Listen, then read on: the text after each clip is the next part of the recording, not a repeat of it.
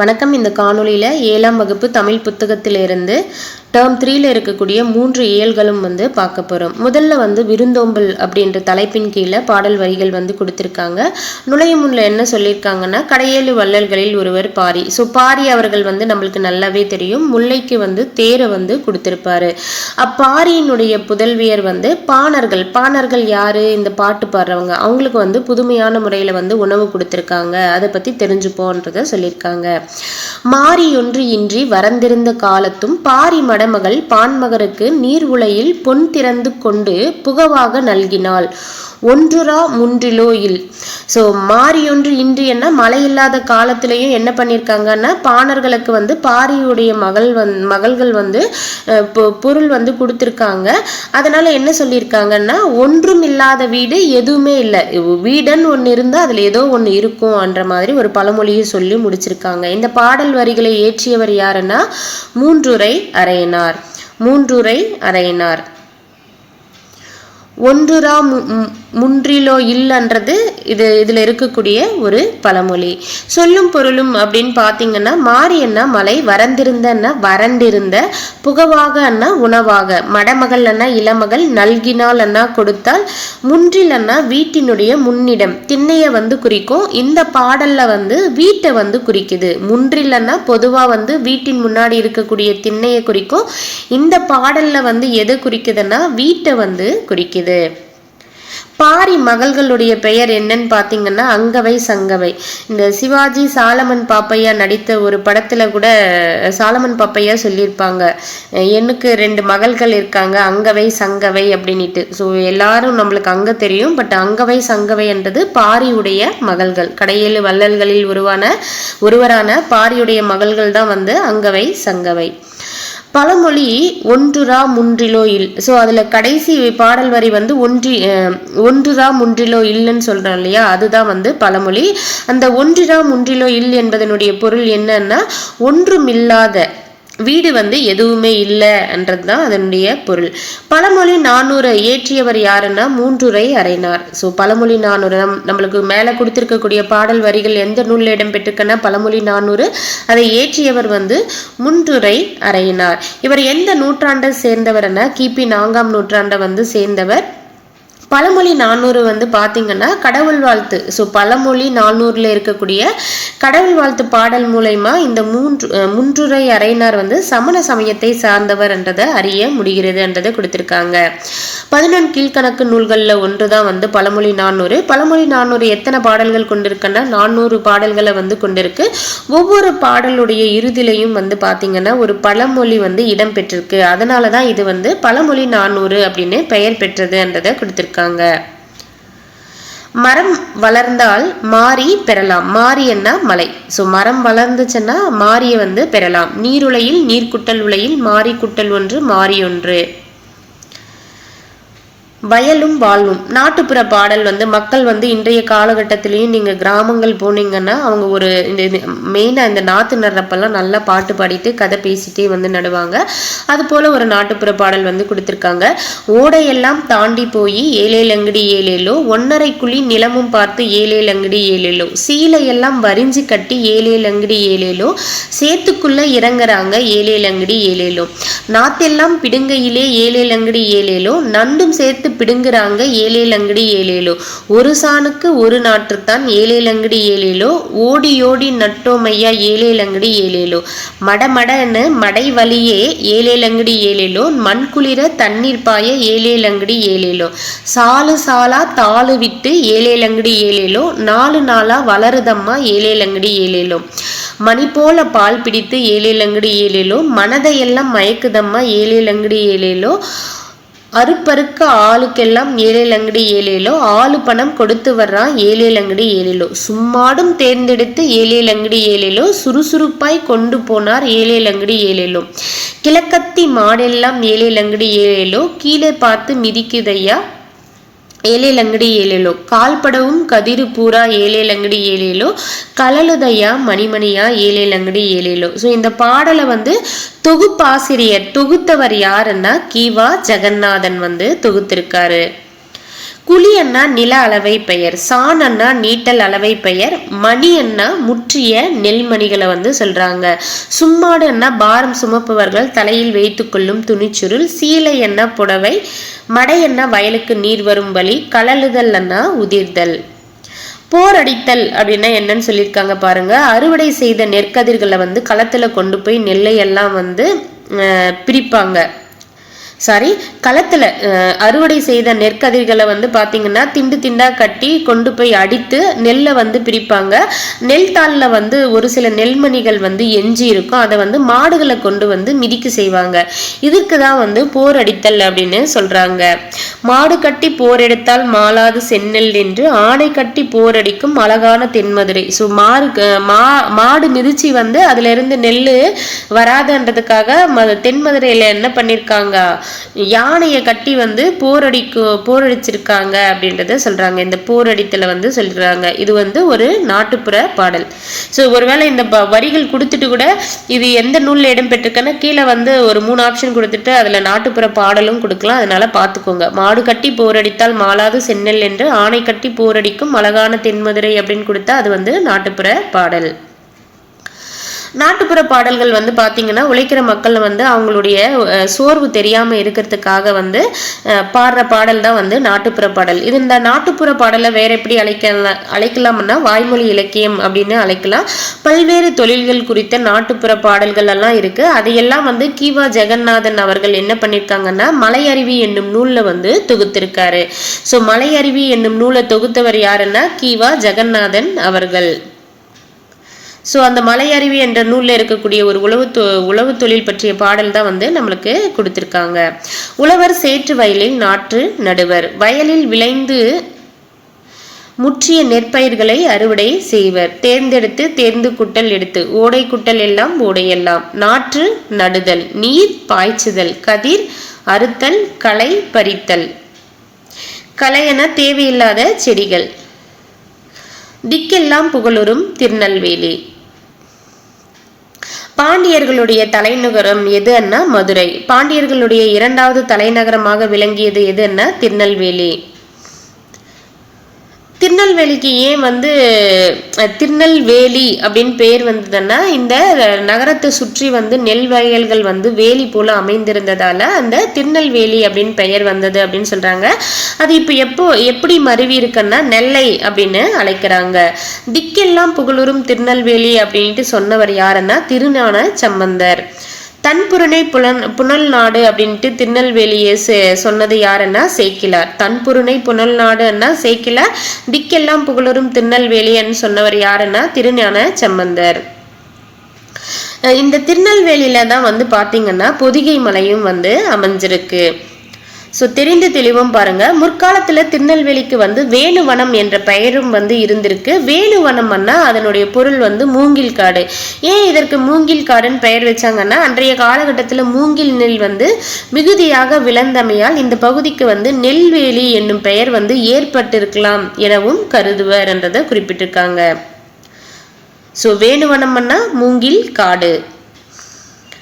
So Pothigai மலை எங்க இருக்கு? திருநெல்வேலியில வந்து இருக்கு. இளங்கோவடிகள் சிலப்பதிகாரத்தை இயற்றிய இளங்கோவடிகள் வந்து பாத்தீங்கன்னா பொதிகை மலைக்கு தான் வந்து முதன்மை கொடுத்த அவருடைய பாடல் வரிகள் வந்து ஏற்றிருக்காரு. பொதியலாயினும் இமயமாயினும் பதியலு அரியா பழங்குடி அப்படின்ட்டு பொதிகை மலைக்கு வந்து முதலிடம் வந்து கொடுத்திருக்காரு. திருகூட மலை என அழைக்கப்படும் மலை எதுன்னா குற்றால மலையை தான் வந்து திருகூட மலை அப்படின்னு அழைக்கிறோம். வானரங்கள் கனி கொடுத்து மந்தியோடு கொஞ்சும், மந்தி சிந்து கனிகளுக்கு வான்கவிகள் கெஞ்சும் என்ற பாடல் வரிகளை ஏற்றியவர் யாருன்னா குற்றால மலை வளத்தை வந்து திருகுட ராசப்ப கவிராயர் வந்து குற்றால குறவஞ்சில வந்து குறிப்பிட்டிருப்பாரு. திருநெல்வேலி பகுதியை வந்து வளம் செழிக்க செய்யும் ஆறு எதுன்னா தாமிரபரணி. இதை வந்து வேற எப்படி அழைப்பாங்க? தாமிரபரணின்னா தன்புருணை அப்படின்னுட்டும் அழைப்பாங்க.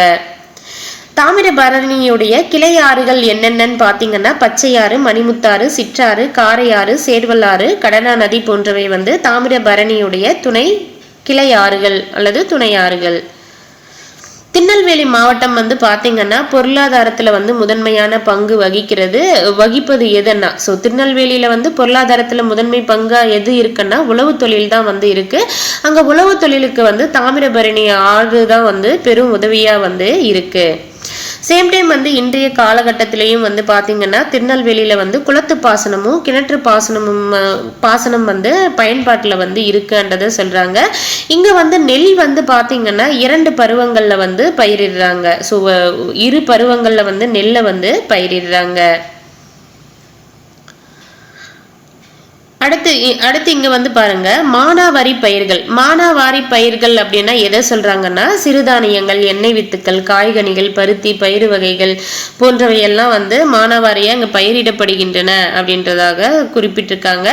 இன்னொன்று முக்கியமான விஷயம் என்னன்னு பாத்தீங்கன்னா திருநெல்வேலியில வந்து பாத்தீங்கன்னா பெருமளவுல வந்து வாழை வந்து பயிரிடுறாங்க. அப்படி பெருமளவுல வாழை எங்கெல்லாம் வந்து பயிரிடப்படுதுன்னா ராதாபுரம், நாங்குநேரி, அம்பாசமுத்திரம், தென்காசி.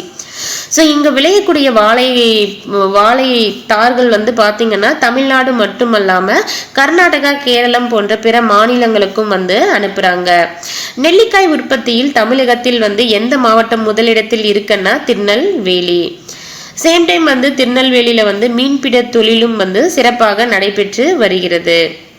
அடுத்து தெரிந்து தெளிவும் வந்து பாருங்க ஆதிச்சநல்லூர் எங்க இருக்குன்னா திருநெல்வேலிக்கு அருகே தான் வந்து இருக்கு. இங்க அகழ்வாய்வுகள் எல்லாம் நடத்திருக்காங்க. அந்த அகழ்வாய்வுல அதிகமான முதுமக்கள் தாளிகள் வந்து ஆதிச்சநல்லூர்ல இருந்து கண்டுபிடிச்சிருக்காங்க. தமிழரின் தொன்மைக்கும் நாகரிக சிறப்புக்கும் சான்றாக விளங்கும் தொல்பொருள்கள் வந்து ஆதிச்சநல்லூர்ல வந்து கிடைச்சிருக்கு. இப்ப தற்போது வந்து பாத்தீங்கன்னா இது தூத்துக்குடி மாவட்டம். ஃபர்ஸ்ட்ல வந்து தூத்துக்குடி, திருநெல்வேலி எல்லாம் ஒரே மாவட்டமாக தான் இருந்தது. இப்போ அதை வந்து பிரிச்சுட்டாங்க. தற்சமயம் ஆதிச்சநல்லூர் எந்த மாவட்டத்துல இருக்குன்னா தூத்துக்குடி மாவட்டத்துல வந்து இருக்கு. கொர்க்கை என்னும் துறைமுகம் வந்து எங்க அமைஞ்சிருக்குன்னா இந்த தாமிரபரணி ஆறு வந்து கடலோடு வந்து கலக்கும். எங்கன்னா தூத்துக்குடி மாவட்டத்துல தான் வந்து கலக்கும். அந்த ஆறு கலக்கிற இடம் தான் வந்து கொர்க்கை என்ற துறைமுகம் வந்து இருந்ததுன்னு சொல்றாங்க. அந்த கொர்க்கை துறைமுகம் வந்து முத்தி குளித்தலுக்கு வந்து சிறப்பு பெற்றது. கொர்க்கையில் விளைந்த பாண்டிய நாட்டு முத்து வந்து உலக புகழ் பெற்றதும் கூட. முத்துப்படு பரப்பிற் கொர்க்கை முன்றுரை என்ற பாடல் வரிகள் எந்த நூலில் இடம்பெற்றிருக்கன்னா நற்றிணை. முத்துப்படு பரப்பிற் கொர்க்கை முன்றுரை என்ற பாடல் வரிகள் எந்த நூலில் இடம்பெற்றிருக்கன்னா நற்றிணை. கொர்க்கையில் பெருந்துரை முத்து என்ற பாடல் வரி எந்த நூலில் இடம்பெற்றிருக்கன்னா அகநானூறு. கொர்க்கையில் பெருந்துரை முத்து அகநானூறு. முத்துப்படு பரப்பிற் கொர்க்கை முன்றுரை நற்றிணை. யவனர்கள் அப்படின்ட்டு யாரு அழைப்போம்னா கிரேக்க ரோமபுரி நாடுகளை சேர்ந்தவர்களை வந்து யவனர்கள் அப்படின்னு அழைப்போம். அவங்க வந்து நம்ம நாட்டுக்கு வந்து முத்துக்களை வந்து விரும்பி வாங்கி கொண்டு போயிருக்காங்க. பொருணை எனப்படும் ஆறு எதுன்னா தாமிரபரணி. பொருணை எனப்படும் ஆறு எது? தாமிரபரணி. நெல்லையில திருநெல்வேலியில வந்து பாத்தீங்கன்னா திருநெல்வேலி நகரத்தின் நடுவே வந்து நெல்லையப்பர் திருக்கோயில் வந்து அமைந்திருக்கு. இங்க வந்து பாத்தீங்கன்னா அந்த கோயிலை சுற்றி 4 பக்கங்களிலும் மாட வீதிகள் வந்து இருக்கு. சுற்றி தேரோடும் வீதிகள் அழகுற அமைந்துள்ளன அப்படின்னு கொடுத்திருக்காங்க. இங்க திங்கள் தோறும் திருவிழா நடைபெறும். திங்கள் தோறும்னா மாதம் தோறும் வந்து இங்க திருவிழா வந்து நடைபெற்றிருந்தது. அது வந்து பாத்தீங்கன்னா திருஞான சம்பந்தர் தேவாரத்துல வந்து பாடியிருக்காரு. என்னன்னு பாடியிருக்காருன்னா திங்கள் நாள் விழா மல்கு திருநெல்வேலியுரை செல்வர் தாமே அப்படின்ட்டு பாடினவர் யாருன்னா திருஞான சம்பந்தர். இந்த பாடல் வந்து தேவாரத்துல வந்து இடம்பெற்றிருக்கு. சேம் டைம் வந்து இங்க வந்து பாத்தீங்கன்னா காவற்புரை தெரு வந்து இருந்திருக்கு. காவற்புரை தெரு அண்ணா சிறைச்சாலை இருந்த தெருவை தான் வந்து காவற்புரை தெரு அப்படின்னு அழைக்கிறாங்க. அடுத்து வந்து கூளைக்கடை தெரு வந்து இருந்திருக்கு. கூலம் என்பது வந்து தானியத்தை வந்து குறிக்கும். கூலக்கடை தெருன்னா கூலக்கடை தெரு தான் வந்து மருவி கூளைக்கடை தெரு அப்படின்னு ஆயிருக்கு. ஸோ கூலம்னா தானியம். இப்போ வந்து நம்ம வந்து கூளைக்கடை தெருன்னு சொல்றோம். ஆக்சுவலி வந்து அது கூலக்கடை தெரு, அதுதான் மருவி வந்து இப்போ என்னவா ஆயிருக்குன்னு சொல்றாங்க கூளைக்கடை தெரு அப்படின்னு வழங்கப்படுதுன்றதை குறிப்பிட்டிருக்காங்க. அக்கசாலை அந்த இடத்துல வந்து என்ன பண்ணுவாங்கன்னா அணிகலன்களும் பொற்காசுகளும் வந்து உருவாக்கக்கூடிய இடம் தான் வந்து அக்கசாலை. சேம் டைம் வந்து அங்க அந்த பொன் நாணயங்களை உருவாக்கக்கூடிய பணியாளர்கள் எல்லாம் வந்து அந்த அக்கசாலை தெரு என்ற பெயர்ல வந்து வாழ்ந்திருக்காங்கன்றதையும் குறிப்பிட்டிருக்காங்க. திருநெல்வேலி எங்க அமைஞ்சிருக்கு தாமிரபரணி ஆற்றுக்கு அப்படின்னு பாத்தீங்கன்னா, திருநெல்வேலி வந்து தாமிரபரணி ஆற்றின் மேற்கு பகுதியில வந்து அமைஞ்சிருக்கு. தாமிரபரணி ஆற்றுக்கு கிழக்கு கரையில வந்து பாளையங்கோட்டை வந்து அமைந்திருக்கு. இரட்டை நகரங்கள் என அழைக்கப்படும் நகரங்கள் எதுன்னு பாத்தீங்கன்னா, திருநெல்வேலி, பாளையங்கோட்டை. தென்னிந்தியாவின் ஆக்ஸ்போர்டு என்று அழைக்கப்படுவது எதுன்னா பாளையங்கோட்டையை வந்து அழைக்கிறாங்க. தென்னிந்தியாவின் ஆக்ஸ்போர்டு வந்து எதுன்னா பாளையங்கோட்டை. ஏன் வந்து அப்படி பாளையங்கோட்டையை அழைக்கிறாங்கன்னா, அதிக அளவுல வந்து கல்வி நிலையங்கள் வந்து பாளையங்கோட்டையில இருக்கிறதால. நெல்லை நகர்ல வந்து பாத்தீங்கன்னா மேற்கே வந்து பேட்டை என்ற ஊர் வந்து இருக்கு. வணிகம் நடைபெறும் பகுதியே தான் வந்து பேட்டை அப்படின்னு வந்து சொல்லுவோம். அதனால அன்றைய காலகட்டத்தில் வந்து நெல்லையில வந்து பெரு வணிகம் வந்து நடைபெற்றிருக்க கூடிய இடமாக பேட்டை இருக்க வேண்டும் அப்படின்னுட்டும் சொல்றாங்க. பாண்டிய மன்னன் நின்றசீர் நெடுமாறனை நெல்லை நகர மக்கள் வந்து எதிர்கொண்டு வரவேற்ற இடம் வந்து எப்படி அழைக்கப்படுதுன்னா பாண்டியபுரம் அப்படின்னுட்டும், அவங்களுடைய நின்றசீர் நெடுமாறன் அவங்களுடைய தேவியை வந்து மங்கையர்க்கரசியை வந்து மகளிர் எதிர்கொண்டு வரவேற்ற இடம் வந்து திருமங்கை நகர் எனவும் வழங்கப்படுகிறது. அரியநாதர் யாரு அப்படின்னு பாத்தீங்கன்னா, நாயக்க மன்னருடைய தலவாயாக விளங்கியவர் தான் அரியநாதர். இவருடைய வழித்தோன்றல் வந்து வீரராகவர். ஸோ இந்த வீரராகவர் பெயரில் அமைந்த ஊர் தான் வந்து வீரராகவபுரம் அப்படின்னு சொல்றாங்க. இந்த வீரராகவருடைய மனைவி துணைவியார் வந்து மீனாட்சி அம்மையார். அவங்களுடைய பெயர்ல மீனாட்சிபுரம் எனவும் வழங்கப்பட்டு வருகிறது. ஸோ அரியநாதர் யாருன்னா நாயக்க மன்னரின் தலவாய். அவருடைய வழித்தோன்றல் தான் வந்து வீரராகவர். வீரராகவருடைய மனைவி வந்து மீனாட்சி அம்மையார். ஸோ அவங்களுடைய பேர்ல வீரராகவபுரம் மீனாட்சிபுரம் என்று ஊர் பேர் வந்து இருக்குன்றதை குறிப்பிடுறாங்க. சேம் டைம் வந்து இந்த சைடு வந்து பாத்தீங்கன்னா திருநெல்வேலி பக்கம் கோட்டைகள் பல இருந்தமைக்கான சான்றுகள்லாம் தான் வந்து கங்கை கொண்டான், திருமலையபுரம், அப்புறமா செங்கோட்டை, உக்கிரன் கோட்டை இதெல்லாம் வந்து இருக்கும். இதன் மூலயமா கோட்டைகள் பல இருந்திருக்கு அப்படின்றத குறிப்பிடுறாங்க. திருநெல்வேலி சீமையில பிறந்து தமிழுக்கு செழுமை சேர்த்தவர்கள் யாரு அப்படின்னு பாத்தீங்கன்னா, அகத்தியர் வந்து பொதிகை மலையில வந்து வாழ்ந்தவர். சங்க புலவரான மரோக்கத்து நப்பச்சலையார் அவரும் நம்மாழ்வார், பெரியாழ்வார், குமரகுருபரர், திருகுட ராசப்ப கவிராயர், கவிராச பண்டிதர் இவங்கெல்லாம் வந்து திருநெல்வேலி சீமையில பிறந்து தமிழுக்கு செழுமை வந்து செய்தவங்க. அயல் நாட்டு அறிஞர்களான ஜியு போப், கால்டுவெல், வீரமா முனிவர் போன்றோரும் வந்து பாத்தீங்கன்னா தமிழின் பால் ஈர்த்த பெருமை வந்து திருநெல்வேலிக்கு உரியது. ஸோ இவங்க எல்லாமே வந்து பாத்தீங்கன்னா திருநெல்வேலிக்கு வந்திருக்காங்க. ஸோ அயல் நாட்டு அறிஞர்களையும் வந்து திருநெல்வேலி ஈர்த்திருக்கு. யார் யாரு அப்படின்னு பாத்தீங்கன்னா ஜியு போப், கால்டுவெல், வீரமா முனிவர். திருநெல்வேலி பாண்டிய மன்னர்களோடு தொடர்பு உடையது. இளங்கோவடிகள் பொதிகை மலைக்கு முதன்மை கொடுத்து பாடினார். திருநெல்வேலி தாமிரபரணி ஆற்றின் கரையில் அமைந்துள்ளது. தன்பொருணை அப்படின்னு அழைக்கப்படுவது தாமிரபரணி. அக்கச்சாலை என்ன பொன் நாணயங்கள் உருவாக்கும் இடம். கொற்கை என்ன முத்து குளித்தல். திரிகூட மலை என்ன குற்றாலம். அடுத்து வந்து திருநெல்வேலி சீமையும் கவிகளும். பொதுவாக வந்து ஒரு கவிஞன் வந்து எத்தனை வருஷத்துக்கு ஒரு வாட்டி பிறப்பாரு அப்படின்னு சொல்றாங்கன்னா 1000 வருஷத்துக்கு ஒரு தடவை தான் வந்து கவிஞன் பிறக்கிறான் அப்படின்னு சொல்றாங்க. பாரதியார் வந்து பிறந்து வளர்ந்த இடம் எங்கன்னா எட்டயபுரம். தேசிக விநாயகனார், கவிமணி தேசிக விநாயகனார் வந்து எங்க பிறந்தாருன்னா கன்னியாகுமரியில வந்து பிறந்திருப்பாரு.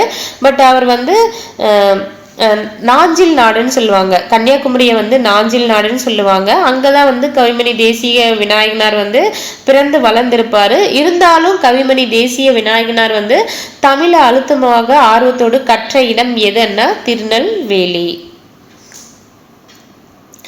பாரதியாரின் பிறப்பிடம் வந்து எட்டயபுரம். கடிகை முத்துப்புலவர். ஸோ இவர் வந்து பார்த்தீங்கன்னா 200 வருடங்களுக்கு முன்னாடி வாழ்ந்தவர். இவர் வந்து பார்த்தீங்கன்னா எட்டப்ப ராஜாவை பற்றி பாடல்கள் வந்து எழுதியிருக்காரு.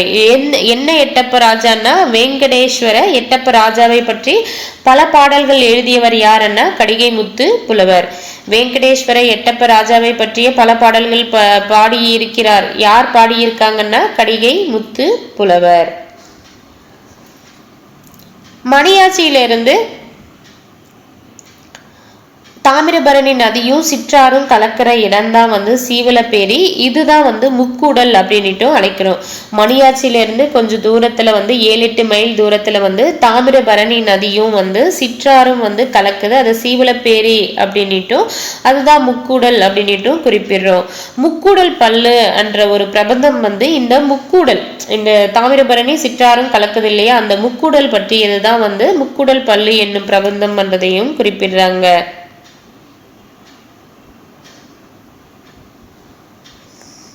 பலபட்டடை சொக்கநாத புலவர் வந்து எங்க சேர்ந்தவர்னா மதுரை பக்கத்துல இருந்து நெல்லைக்கு வந்து வர்றாரு. ஸோ மதுரையை சேர்ந்த ஒரு நபர் அங்கிருந்து பலபட்டடை சொக்கநாத புலவர் வந்து நெல்லைக்கு வர்றாரு. வந்தவர் வந்து நெல்லையப்பர் கோயில்ல காந்திமதி தாயை வந்து தரிசிச்சுட்டு ரொம்ப ரொம்ப உரிமை பாராட்டி சுவாமி கிட்ட சிபாரிசு செய்ய வேண்டும் அப்படின்னுட்டு காந்திமதி தாய் கிட்ட வந்து முரண்படுகிறார். யாருன்னா பலபட்டடை சொக்கநாத புலவர். பிள்ளை பெருமாள் சீவைகுண்டத்து பெருமாளை பற்றி பாடியுள்ளார். ஸோ சீவைகுண்டத்துல வந்து சீவைகுண்ட பெருமாள் வந்து இருக்காரு. அவரை பத்தி பாடியவர் யாருன்னா பிள்ளை பெருமாள் வந்து பாடியிருக்காரு. நம்மாழ்வார் வந்து எங்க வந்து நம்மாழ்வாருடைய அவதார ஸ்தலம் எதுன்னா ஆழ்வார் திருநகரி. இது வந்து இதுக்கு முன்னாடி இதை எப்படி அழைச்சிருக்காங்கன்னா திருக்குருகூர் அப்படின்னு அழைச்சிருக்காங்க. ஆழ்வார் திருநகரிய வந்து என்னவா அழைச்சிருக்காங்க, திருக்குருகூர் அப்படின்னு அழைச்சிருக்காங்க. நம்மாழ்வார் வந்து பாத்தீங்கன்னா தமது ஈடுபாட்டை வந்து 1000 தமிழ் பாட்டில வந்து வெளியிட்டிருக்காங்க. அந்த 1000 தமிழ் பாட்டை எப்படி சொல்றாங்க, திருவாய்மொழி அப்படின்னு சொல்றாங்க. இது வந்து தமிழுக்கு கிடைத்த யோகம் அப்படின்னுட்டும் குறிப்பிடுறாங்க.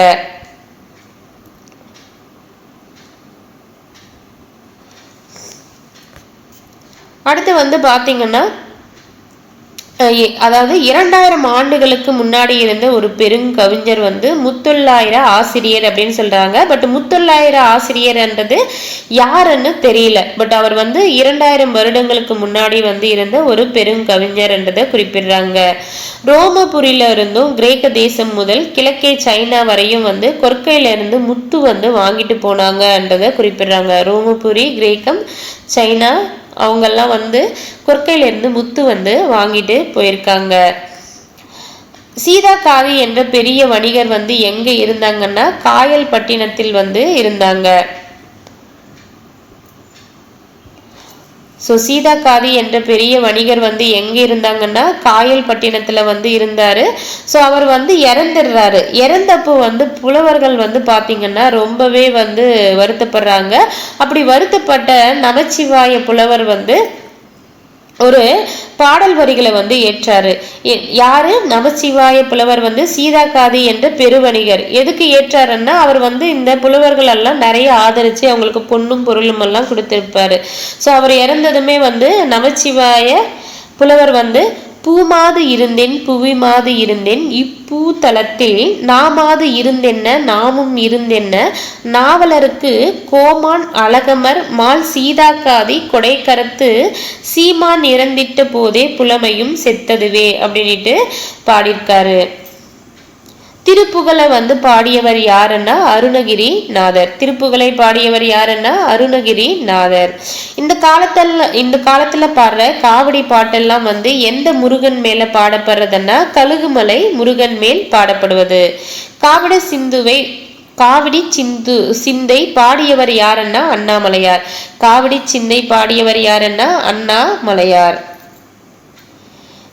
காவடி பாட்டை வந்து கேட்கணும்னா பம்பை மேளம் மாட்டம் எல்லாவற்றோடும் கேட்டால்தான் வந்து ரசமும் சக்தியும் வந்து தெரியும்ன்றதை கொடுத்திருக்காங்க. அடுத்து வந்து சங்கரன் கோயில்ல ஒரு பெரிய சிவஸ்தலம் வந்து இருக்கு. அங்க வந்து யார் இருக்காங்கன்னா கோமதி தாய் வந்து இருக்காங்க. திருநெல்வேலியில் வந்து பாத்தீங்கன்னா அழகிய சொக்கநாதர். ஸோ திருநெல்வேலியை சேர்ந்த அழகிய சொக்கநாதர் வந்து பாடல் வந்து பாடியிருக்காரு. என்ன பாடியிருக்காருன்னா வாடா என அழைத்து வாழ்வித்தால் அம்மா உனை கூடாதென்றார் தடுப்பார் கோமதி தாய் ஈஸ்வரியே அப்படின்ட்டு அழகிய சொக்கநாதர் வந்து பாடியிருக்காரு. கருவைநல்லூர் எங்க இருக்குன்னா சங்கரன் கோயிலுக்கு 8 மைல் தள்ளி வந்து இருக்கு. கருவைநல்லூர் கரிவலம் வந்த நல்லூர். இங்கேய வாழ்ந்த ஒரு புலவர் வந்து 3 நூல்களை வந்து ஏற்றிருக்காரு. அவர் பெயர் என்னன்னு கொடுக்கல. என்னென்ன நூல்கள் ஏற்றிருக்காரு அப்படின்னு பாத்தீங்கன்னா திருக்கருவை வெண்பா அந்தாதி, பதிற்று பத்தாந்தாதி, கலித்துறை அந்தாதி அப்படின்ற 3 நூல்களை வந்து ஏற்றிருக்காரு.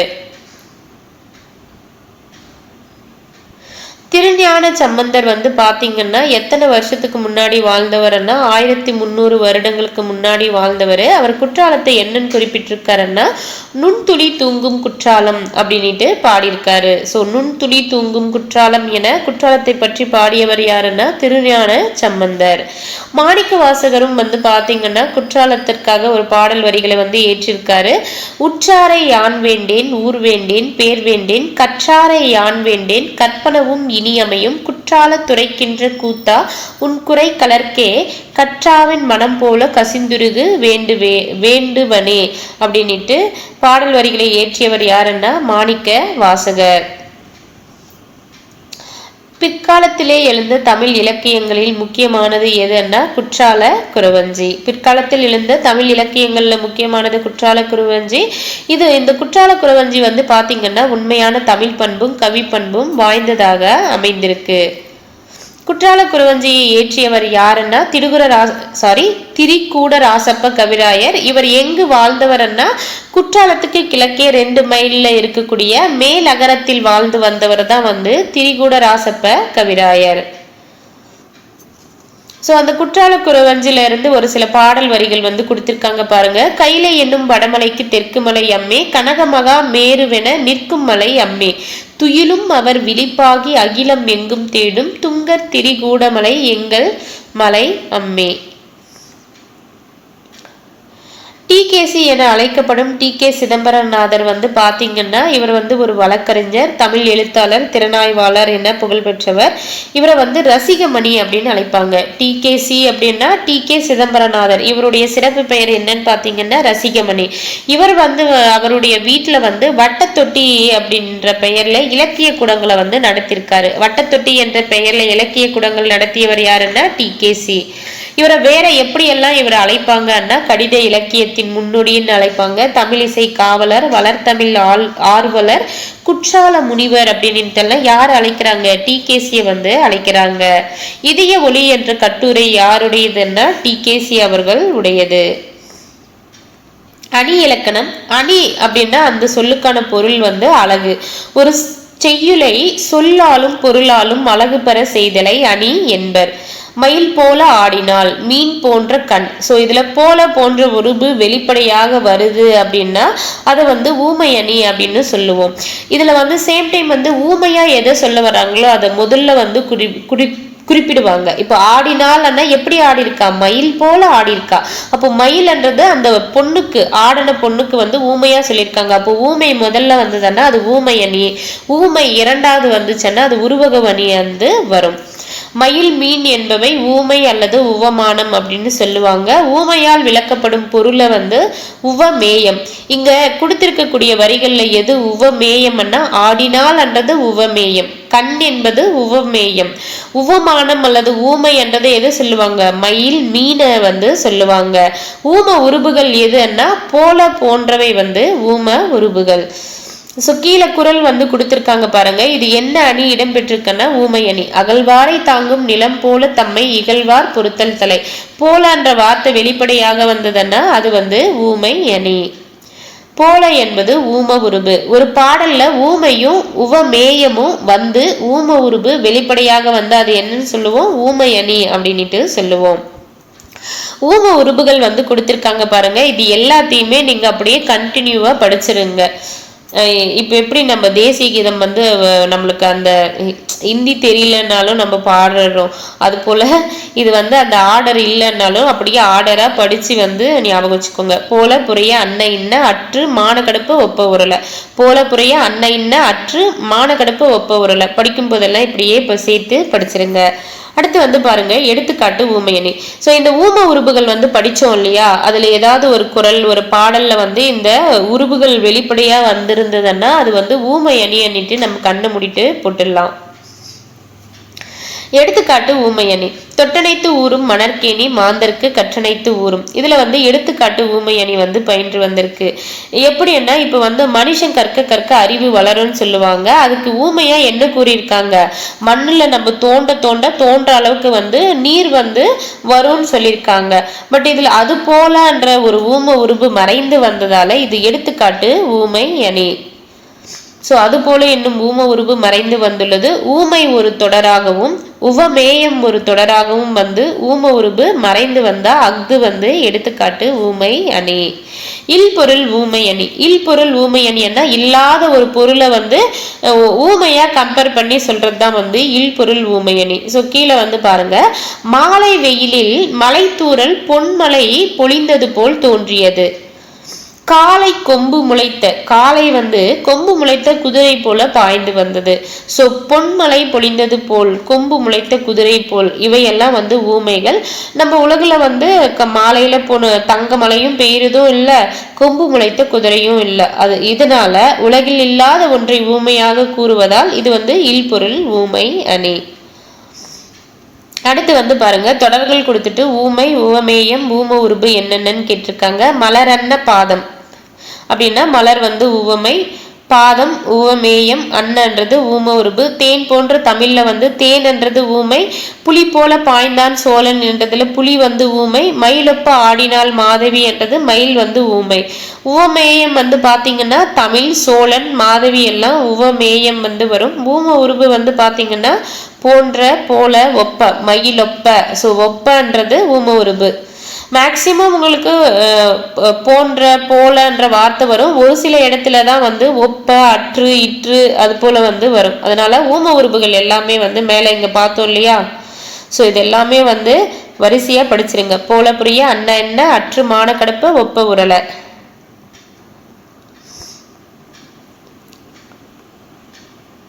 அடுத்து ஒரு நாட்டுப்புற பாடல் கொடுத்திருக்காங்க. பனைமரமே பனைமரமே ஏன் வளர்ந்தே இத்தூரம், குடிக்க பதனியானேன் கொண்டு விற்க நுங்கானேன், தூரத்து மக்களுக்கு தூதோலை நானானேன், அழுகிற பிள்ளைகளுக்கு கிளிகிழிப்பை நானானேன், கைத்தறிக்கும் கயிறுமானேன், கன்று கட்ட தும்புமானேன்.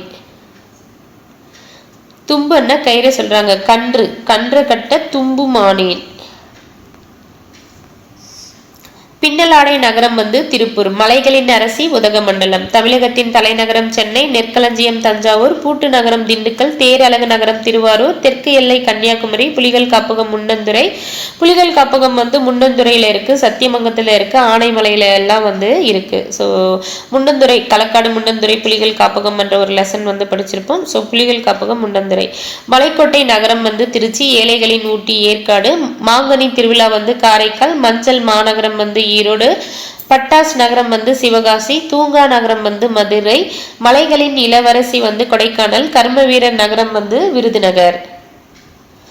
என் தாயார் என்னை கண்ணை இமை காப்பது போல காத்து வளர்த்தார். நானும் என் தோழியும் நகமும் சதையும் போல இணைந்து இருப்போம். திருவள்ளுவரினுடைய புகழ் உள்ளங்கை நெல்லிக்கனி போல உலகமே அறிந்துள்ளது.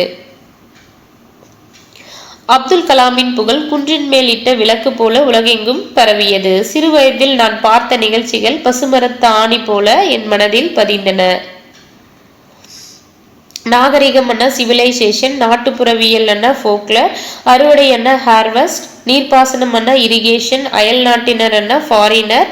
வேளாண்மை அக்ரிகல்ச்சர். கவிஞர் பொயட். நெற்பயிர் பேடி. பயிரிடுதல் கல்டிவேஷன். உளவியல் ஆக்ரோனமி. அடுத்து ஒப்புரவு ஒழுகு. முதல்ல பொய்கை ஆழ்வார் அவர் இயற்றிய பாடல் வரிகள் கொடுத்திருக்காங்க. வையம் தகலையா வார்க்கடலே நெய்யாக, வெய்ய கதிரோன் விளக்காக, செய்ய சுடர் அழியான் அடிக்கே சூட்டினேன் சொல் மாலை, இடராளி நீக்குகவே என்று. சரி, இடராளி நீங்குகவே என்று அப்படின்ட்டு பொய்கை ஆழ்வாருடைய பாடல் வரிகள் கொடுத்திருக்காங்க. வையம்னா உலகம். வெய்யன்னா வெப்ப கதிர் வீசும். சுடர் ஆலியான்னா ஒளிவிடும் சக்கரத்தை உடைய திருமால். இடர் ஆலியன்னா துன்பக்கடல். சொல் மாலை பாமாலை. பொய்கை ஆழ்வார் எங்கு பிறந்தாருன்னா காஞ்சிபுரத்துக்கு பக்கத்தில் இருக்கக்கூடிய திருவெக்கா என்ற ஊர்ல வந்து பிறந்தாரு. 4000 திவ்ய பிரபந்தத்தில் உள்ள முதல் திருவந்தாதியை ஏற்றியவர் யாருன்னா பொய்கை ஆழ்வார். ஸோ 4000 திவ்ய பிரபந்தத்தில் உள்ள முதல் திருவந்தாதியை யார் ஏற்றிருக்கா? பொய்கை ஆழ்வார் வந்து ஏற்றிருக்காரு. அடுத்து வந்து பூதத்தாழ்வார்.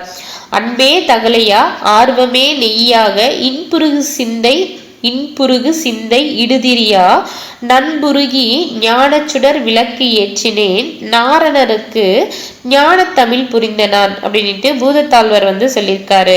தகலி அண்ணா அகல் விளக்கு, ஞானம் அண்ணா அறிவு, நாரணன் அண்ணா திருமால். பூதத்தாழ்வார் வந்து எங்கு பிறந்தாருன்னா சென்னைக்கு அடுத்து இருக்கக்கூடிய மாமல்லபுரத்துல வந்து பிறந்தார். பூதத்தாழ்வார் வந்து 4000 திவ்ய பிரபந்தத்துல எந்த திருவந்தாதியை ஏற்றிருக்காருன்னா 2ஆம் திருவந்தாதியை வந்து ஏற்றிருக்காரு. அந்தாதி அப்படின்ட்டு எது சொல்லுவான்னா ஒரு பாடல்ல இருக்கக்கூடிய முதல் எழுத்தோ அசையோ சொல்லோ அடுத்து வரும் பாடலுக்கு முதலாக அமைவதுதான் வந்து அந்தாதி அப்படின்ட்டு சொல்லுவோம்.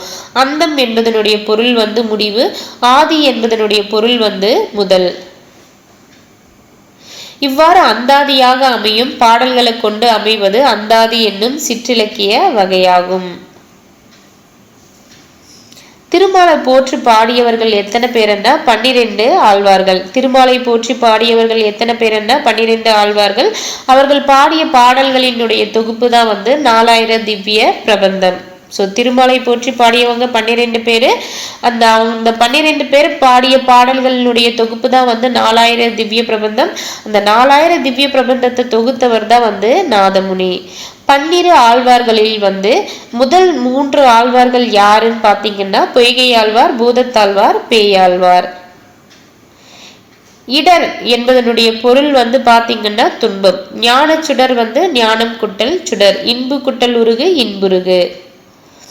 அன்பு தகலி, ஆர்வம் நெய், சிந்தை இடுதிரி, ஞானம் வந்து விளக்கு.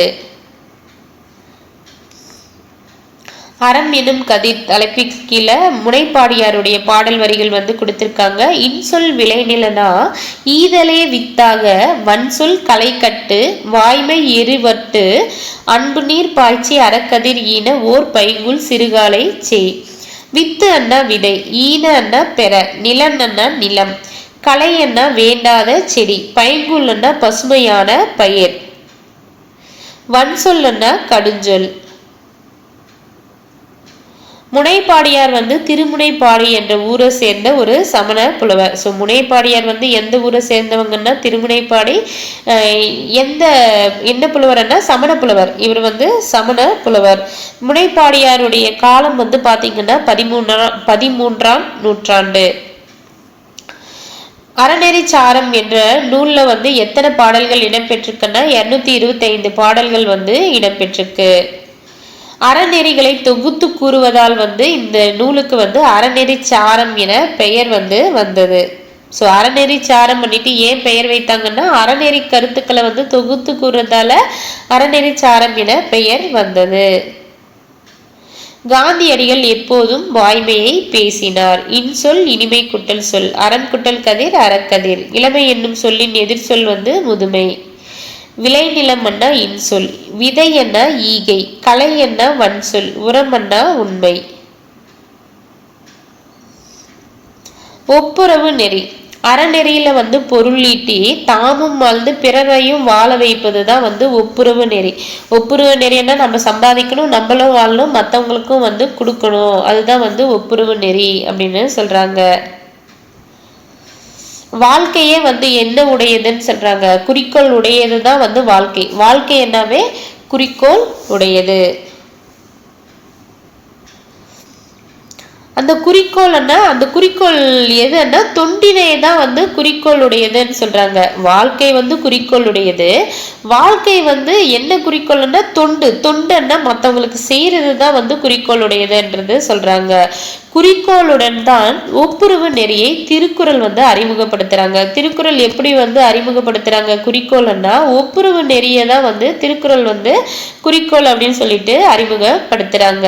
ஒருவர் எல்லாருக்காகவும் எல்லாரும் ஒருவருக்காகவும் என்னும் பொது உடைமை நெறியை திருவள்ளுவரின் வாழும் நெறி என்றதை கொடுத்திருக்காங்க.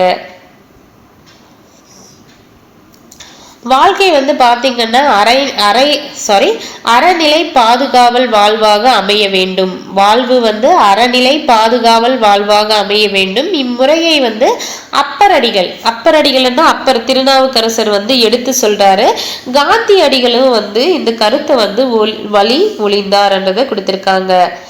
உலகம் உண்ண உடுத்த உடுப்பாய் அப்படின்னு சொன்னவர் யாருன்னா பாரதிதாசன். உலகம் உண்ண உடுத்த உடுப்பாய் என்ன யார் சொல்லியிருக்காருங்கன்னா பாரதிதாசன். பாவேந்தர் புரட்சிக்கவி பாரதிதாசன் அவர்கள் வந்து சொல்லியிருக்காங்க. செல்வத்து பயன் என்ன அப்படின்னு பாத்தீங்கன்னா ஒப்புரவு வாழ்க்கை. செல்வத்தினுடைய பயனே என்னன்னு சொல்றாங்க, ஒப்புரவு வாழ்க்கை.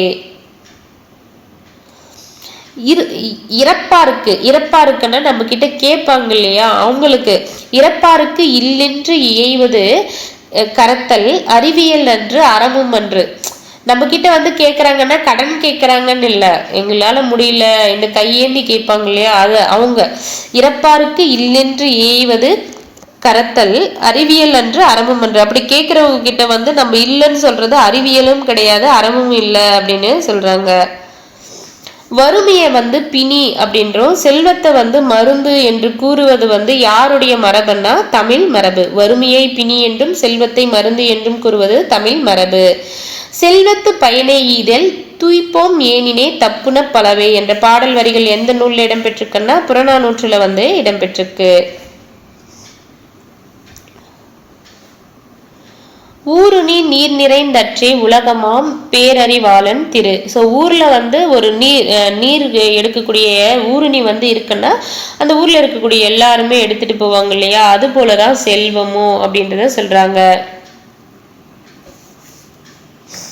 பயன்மரம் உள்ளூர் பழுத்தற்றால் செல்வம் பயனுடையான் கண் படின். நற்பண்பு உடையவங்க கிட்ட வந்து செல்வம் வந்து சேருதுன்னா ஊர்ல ஒரு பயன் தரக்கூடிய மரம் வந்து பழங்கள் கொடுத்துச்சுன்னா அது எல்லாருக்கும் வந்து போய் சேரும் இல்லையா, அது போன்றதுன்னு சொல்றாங்க. ஊருணி நீர் நிறைந்தற்றை உலகவாம் பேரறிவாளன் திரு. பயன்மரம் உள்ளூர் பழுத்தற்றால் செல்வம் பயனுடையான் கண் படின். மக்கள் பணியையே இறை பணியாக எண்ணி தன்னுடைய வாழ்நாள் முழுவதும் தொண்டு செய்தவர் யாருன்னா தவத்திரு குன்றக்குடி அடிகளார். குன்றக்குடி திருமணத்தின் தலைவராக விளங்கியவர் யாருன்னா தவத்திரு குன்றக்குடி அடிகளார். இவர் வந்து பாத்தீங்கன்னா இவருடைய பேச்சாலும் எழுத்தாலும் இறை தொண்டாலும் சமூக தொண்டும் இலக்கிய தொண்டும் எல்லாம் வந்து செஞ்சிருக்காருன்றது கொடுத்திருக்காங்க. திருக்குறள் நெறியை பரப்புவதை தன்னுடைய வாழ்நாள் கடமையாக கொண்டவரும் யாருன்னா தவத்திரு குன்றக்குடி அடிகளார் அவர்கள். இவர் இயற்றிய சில நூல்கள் வந்து பாத்தீங்கன்னா நாயன்மார் அடிச்சுவட்டில் குறட்செல்வம் ஆலயங்கள் சமுதாய மையங்கள். ஸோ நாயன்மார் அடிச்சுவட்டில் குறட்செல்வம் ஆலயங்கள் சமுதாய மையங்கள் போன்ற நூல்களை இயற்றியவர் யாருன்னா தவத்திரு குன்றக்குடி அடிகளார். இவர் நடத்திய இதழ்கள் என்னென்னு பாத்தீங்கன்னா அருளோசை அறிக அறிவியல், அருளோசை அறிக அறிவியல். ஸோ நம்மளுக்கு கொடுத்திருக்கக்கூடிய பாடப்பகுதியில் இருக்கக்கூடிய டீட்டெயில் வந்து பார்த்தீங்கன்னா ஒப்புரவு நெறி என்னும் தலைப்பில் வந்து அடிகளார் அவர்கள் கூறியுள்ள கருத்துக்கள் வந்து கொடுத்திருக்காங்க. ஸோ ஒப்புரவு நெறி என்றது யாருடையது அப்படின்னு பார்த்தீங்கன்னா குன்றக்குடி அடிகளார் அவர்களுடைய நூல் தான் வந்து ஒப்புரவு நெறி. ஸோ நாயன்மார் அடிச்சுவட்டில் குறட்செல்வம் ஆலயங்கள் சமுதாய மையங்கள் ஒப்புரவு நெறி போன்றவை வந்து குன்றக்குடி அடிகளார் அவருடைய நூல்கள். ஒருவர் எல்லாருக்காகவும் எல்லாரும் ஒருவருக்காகவும் என்பது பொது உடைமை. செல்வத்தின் பயன் ஒப்புரவு. வறுமையை வந்து பிணி எண்ணிட்டும் செல்வத்தை வந்து மருந்து அப்படின்னு கூறுறது தமிழுடைய மரபு. உலகம் உண்ண உடுத்த உடுப்பாய் என்று கூறியவர் யாருன்னா பாரதிதாசன். எளிது அரிது எதிர் சொற்களை வந்து பொறுத்துகன்னு சொல்லியிருக்காங்க. எளிது அரிது ஈதல் ஏற்றல் அந்நியர் உறவினர் இரவலர் புரவலர்.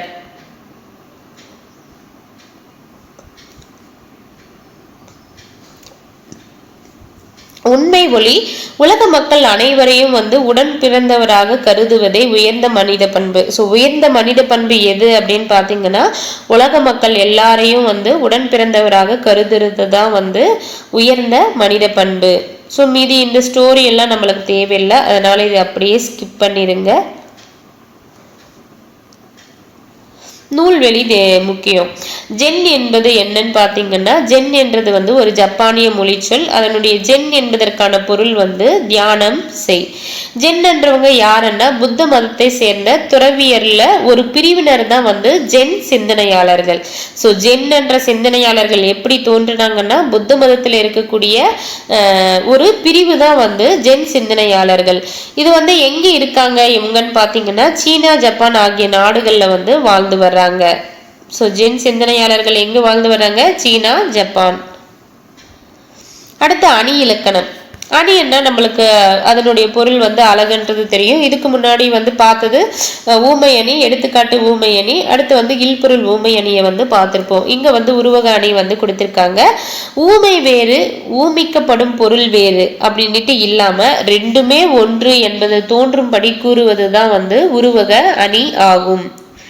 ஊமிக்கப்படும் பொருள் முன்னும் ஊமை வந்து பின்னுமாக அமையும். ஸோ ஊமை அணில ஊமை முதல்ல வந்துடும், உருவக அணில வந்து ஊமை வந்து இரண்டாவது இடத்துல வந்து வந்துடும். தமிழ் தேன். ஸோ தேன் போன்ற தமிழ்னா அது ஊமை, தமிழ் தேன்னா அது வந்து உருவகம் வரும். எப்படி பாருங்களேன், ஃபர்ஸ்ட்ல வந்து தமிழுக்கு வந்து தேனை வந்து ஊமையா கூறியிருக்காங்க. தேன் முன்னாடி வந்துச்சா, ஊமை என்றது முன்னாடி வந்து அது ஊமை அணி.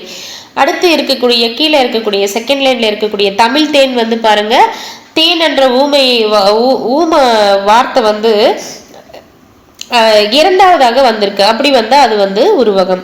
தேன் போன்ற தமிழ் என்று கூறுவது ஊமை, தமிழாகிய தேன் என்னும் பொருளில் தமிழ் தேன் என்று கூறுவது உருவகம். வெள்ளம் போன்ற இன்பத்தை இன்ப வெள்ளம் என கூறுவதும், கடல் போன்ற துன்பத்தை துன்ப கடல் என்று கூறுவதும் உருவகம் ஆகும். ஸோ வெள்ளம் போன்ற இன்பம் அப்படின்னு சொன்னா அது ஊமைங்க. அதே வந்து இன்ப வெள்ளம் அப்படின்னு கொடுத்தாங்கன்னா அது வந்து உருவகம். ஸோ உருவக அணிக்கு பாடல் வரிகள் வந்து கொடுத்திருக்காங்க பாருங்க. வையம் தகலியா வார்க்கடலே நெய்யாக, வெய்ய கதிரோன் விளக்காக, செய்ய சுடரலியான் அடிக்கே சூட்டினேன் சொல் மாலை, இடராளி நீங்குகவே என்று. ஸோ இதுக்கு முன்னாடி தான் வந்து இந்த வரிகள் வந்து பார்த்துருப்போம். பொய்கை ஆழ்வார் வந்து ஏற்றிருப்பாரு, வையம் தகலையா வார்க்கடலே நெய்யாக அப்படின்ட்டு. ஸோ இது வந்து உருவக அணி வந்து பயின்று வந்திருக்கு இந்த பாடல் வரிகள்ல. அடுத்து வந்து ஏகதேச உருவக அணி. அறிவு என்னும் விளக்கை கொண்டு அறியாமையை நீக்க வேண்டும். ஸோ இங்க அறிவுன்றத விளக்கோட வந்து கம்பேர் பண்றாங்க. அறியாமை பத்தி சொல்லியிருக்காங்க, பட் இங்க இருள் என்ற வார்த்தை வந்து எங்கேயுமே குறிப்பிடல. இப்படி ஒன்னு சொல்லிட்டு இன்னொன்னு வந்து சொல்லாம போனா அதுதான் வந்து ஏகதேச உருவக அணி. இரு பொருள்களில் ஒன்றை மட்டுமே உருவகப்படுத்தி, அறிவு என்றதுக்கு விளக்க வந்து உருவகப்படுத்திருக்காங்க, அறியாமை என்ற வார்த்தை சொல்லியிருக்காங்க, பட் இருளோட அதை வந்து உருவகப்படுத்தல. இவ்வாறு இரு பொருள்களில் ஒன்றை மட்டும் உருவகப்படுத்தி மற்றொன்றை உருவகப்படுத்தாமல் விடுவது ஏகதேச உருவக அணி ஆகும். ஏகதேசம்னா ஒரு பகுதி அப்படின்ட்டு பொருள். ஏகதேசம் அப்படின்னா அதனுடைய பொருள் என்னன்னா ஒரு பகுதி. ஸோ ஒரு குறளும் வந்து கொடுத்திருக்காங்க பாருங்க. பெருமைக்கும் ஏனை சிறுமைக்கும் தத்தம் கருமமே கட்டளைக்கல். பெருமைக்கும் ஏனை சிறுமைக்கும் தத்தம் கருமமே கட்டளைக்கல். இங்க வந்து வள்ளுவர் வந்து பொன்னின் தரத்தை அறிய உதவும் முறைக்கல்லாக வந்து மக்களுடைய செயல்களை வந்து உருவகப்படுத்தியிருக்காரு. ஆனா மக்களுடைய உயர்வும் தாழ்வும் வந்து பொன்னாக உருவகம் வந்து செய்யல. அதனால இது ஏகதேச உருவக அணி என்றதை குறிப்பிட்டிருக்காங்க. வினா சொற்கள் அன்னிட்டு எதை சொல்லுவோம்னா, வினா கேட்க பயன்படும் சொற்கள் தான் வந்து வினா சொற்கள் அப்படின்னு சொல்லுவோம். வினா சொற்கள் என்னென்னு கொடுத்திருக்காங்க பாருங்க. எது, என்ன, எங்கு, எப்படி, எத்தனை, எப்பொழுது, எவற்றை, எதற்கு, ஏன், யார், யாது, யாவை. ஸோ இது எல்லாருக்கும் தெரியும், இருந்தாலும் புக்கில் கொடுத்திருக்காங்க, ஒரு வாட்டி வாசிச்சிருங்க. நெல்லையப்பர் கோயில் எங்க இருக்குன்னா திருநெல்வேலியில வந்து இருக்கு. முதல் ஆழ்வார்கள் யார் யாருன்னு பாத்தீங்கன்னா பொய்கை ஆழ்வார், பூதத்தாழ்வார், பேயாழ்வார். இன் சொற்களை பேச வேண்டும். அறநெறி சாரம் பாடலை எழுதியவர் யாருன்னா திருமுனைப்பாடியார், 13ஆம் நூற்றாண்டை சார்ந்தவர். ஸோ 225 பாடல்கள் வந்து அதுல இடம்பெற்றிருக்கும். அறநெறி சாரம் என்பதன் பொருள் அறக்கருத்துக்கள். அடுத்து கலை சொல் அறிவும். குறிக்கோள் என்ன அப்ஜெக்டிவ், செல்வம் என்ன வெல்த், லட்சியம் என்ன ஆம்பிஷன், பொது உடைமை என்ன கம்யூனிசம், கடமை என்ன ரெஸ்பான்சிபிலிட்டி, அயலவர் என்ன நெய்பர், வறுமை என்ன பொவர்ட்டி, ஒப்புரவு நெறி என்ன ரெசிப்ரோசிட்டி, நற்பண்பு என்ன கர்டசி. வினை செயல் வகை. எந்த ஐந்தையும் வந்து ஐயம் தீர ஆராய்ந்து ஒரு செயலை செய்யணும்னா பொருள், இப்போ ஏதோ ஒரு செயல் செய்ய போறோம்னா அதுக்கு தேவையான பொருள், அதுக்கான கருவி, காலம், செயல், வினை என்ன செயல், இடம், தகுந்த இடம், இந்த 5ஐயும் வந்து நல்லா ஆராய்ஞ்சி ஒரு செயலை வந்து செய்ய வேண்டும். எந்த 5ஐ ஆராய்ந்து ஒரு செயலை செய்ய வேண்டும் பண்ணிட்டு திருவள்ளுவர் சொல்லியிருக்காருன்னா, பொருள், கருவி, காலம், வினை, இடம். வினையால் வினையாக்கி கோடல் நனைகவுள் யானையால் யானையை தற்று. ஒரு யானையை கொண்டு மற்றொரு யானையை வந்து பிடிப்பாங்க. அது போல ஒரு செயலை செய்ய போறோம்னா அந்த செயலால் மற்றொரு செயலையும் வந்து செய்து முடித்து கொள்ள வேண்டும் அப்படின்றத சொல்லியிருக்காங்க. இதுல வந்து பாருங்க கடைசியில தற்று. ஸோ இதுக்கு முன்னாடி சொன்னேன் இல்லையா, ஊம உருபு எல்லாமே படிச்சுக்கோங்க. அதுல இற்று அற்று அப்படிலாம் வந்திருக்கும். ஸோ இங்க வந்து தற்றுன்னு வந்ததாலே இது வந்து ஊமையணி. இது வந்து ஒரு ஷார்ட்கட் மாதிரி தான். ஊம உருவு இருக்கு அப்படின்னா அது ஊமை அணின்னு போட்டுடலாம் அப்படின்ட்டு. மற்றபடி நீங்க அதை கம்பேர் பண்ணாலும் வந்துடும். ஸோ யானையை கொண்டு ஒரு யானையை பிடிக்கிறோம், அதுபோல ஒரு செயலை செய்யும் போது இன்னொரு செயலை வந்து செய்யறோம். ஸோ அப்படி அந்த பொருள் வரும்போதும் அது ஊமை அணின்ட்டு வந்துடும். அவை அஞ்சாமை. கற்றாருள் கற்றார் எனப்படுவர், கற்றார் முன் கற்ற சொல்ல சொல்லுவார். யாரு படிச்சவங்களையே படிச்சவங்கன்னு சொல்லுவாங்கன்னா, படிச்சவங்க முன்னாடி அவங்க படிச்சதை தெளிவா சொல்றாங்க இல்லையா, அவங்க தான் வந்து மிகவும் கற்றவராக மதிக்கப்படுவாங்க. கற்றாருள் கற்றார் எனப்படுபவர், கற்றார் முன் கற்ற சொல்ல சொல்லுவார். கற்றார் முன் கற்ற கற்றார் முன் கற்ற செல சொல்லி தம் கற்ற மிக்காருள் மிக்க கொள்ளல். ஸோ நல்லா படிச்சவங்க வந்து அவங்க படிச்சதை மற்றவங்களுக்கு சொல்லி அவங்க கிட்ட இருந்தும் ஒரு சில டீட்டெயிலை வந்து தெரிஞ்சுப்பாங்க. அதை தான் வந்து சொல்லியிருக்காங்க. கற்றவர் முன் தம் கற்றவற்றை மனதில் பதியும்படி சொல்லி அவர்கள் கற்றவற்றையும் கேட்டு அறிந்து கொள்ள வேண்டும். நாடு, எதை வந்து நாடு அப்படின்னு சொல்றாருன்னா திருவள்ளுவர், உருபசியும் ஓவா பிணியும் செருபகையும் சேராது இயல்வது நாடு. ஸோ அந்த நாட்டில் பசி இருக்கக்கூடாது, நோய் இருக்கக்கூடாது, பகையும் இருக்கக்கூடாது. இது சேராம நல்ல வகையில வந்து நடைபெறது தான் வந்து நாடு அப்படின்ட்டு திருவள்ளுவர் வந்து சொல்லியிருக்காரு. நாடென்ப நாடா வளத்தன நாடல்ல, நாட வளம் தரு நாடு. ஸோ ஒரு நாட்டில் வந்து பார்த்தீங்கன்னா பெரிய அளவில் முயற்சி இல்லாம வளம் வந்து தரக்கூடிய நாடு தான் வந்து சிறந்த நாடு அப்படின்னு சொல்றாங்க. இப்போ ஒவ்வொரு நாடுன்னு எடுத்துக்கிட்டா நிறைய வளங்கள் இருக்கும் இல்லையா. ஸோ முயற்சி பண்ணாமலே நம்மளுக்கு வந்து வளங்கள் இருக்குன்னா அது ஒரு சிறந்த நாடுன்னு சொல்றாங்க. முயற்சி செய்து சேரும் வளத்தை உடைய நாடு சிறந்த நாடு ஆகாது அப்படின்ட்டு திருவள்ளுவர் வந்து சொல்லியிருக்காரு. அரண்களாக வந்து எதை சொல்லியிருக்காருன்னா, மணிநீரும் மண்ணும் மலையும் அணிநிழல் காடும் உடையது அரண் அப்படின்ட்டு சொல்லியிருக்காங்க. ஸோ அரண்ன்றது எதுன்னு பார்த்தீங்கன்னா, தெளிந்த நீரும் நிலமும் மலையும் அணில் நிழல் உடைய காடும் ஆகிய நான்கும் தான் வந்து அரண் அன்னிட்டு சொல்லியிருக்காரு. இணை மாச்சித்து ஆகிய கண்ணும் வினை மாச்சி இல்லார் கண் இல்லது அரண். அரண் எவ்வளவு பெருமையுடையதாக இருந்தாலும் செயல் சிறப்பு இல்லாதவர் இடத்துல அது பயனில்லாதது ஆகும் அப்படின்னு சொல்றாங்க. அரண்கள் வந்து எவ்வளவு பெருசு இருந்தாலும் அவங்க செயல் சிறப்பு இல்லைன்னா அது வந்து பயனில்லாதது ஆகும். பிறப்புக்கும் எல்லா உயிருக்கும் சிறப்பு ஒவ்வா செய்தொழில் வேற்றுமையான். பிறப்பால வந்து எல்லாருமே வந்து ஒரே ஒத்த இயல்புடையவர்கள் தான். ஆனா வந்து அவங்க ஒவ்வான்னா ஒத்திருப்பதில்லை. எங்க அப்படின்னு பாத்தீங்கன்னா அவங்களுடைய செய்தொழில் செயல்களால வந்து ஒத்திருப்பதில்லை.